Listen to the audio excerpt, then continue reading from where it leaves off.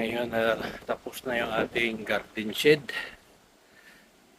Ang isa naman natin pagkakaabalahan sa ngayon ay itong landscaping. Lalandscapein natin yan. Tayo na magla-landscape. Tapos ito dito, landscape din natin yan.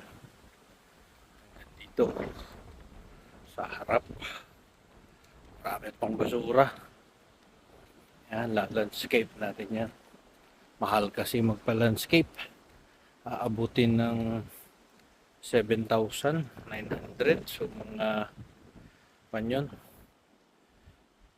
7,000 is mga 210,000 pesos. Kaya napakamahal.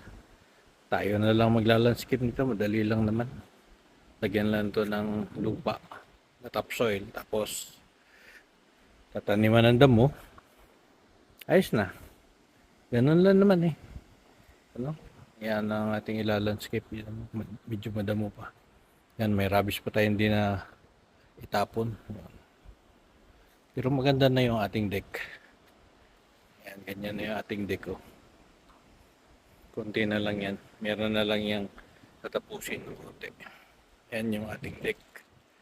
Na kala nyo ang presyo niyan ay 10,700 New Zealand dollars. So ang equivalent niya sa Pilipinas ay around 300,000 pesos. Deck lang yan. Yan lang yan, no? Iba pa yung bubong. Itatayong bubong diyan sa deck na yan. So, medyo mahal kaya pilitin natin na tayo na lang mag-landscape para makatipid tayo. Salamat po.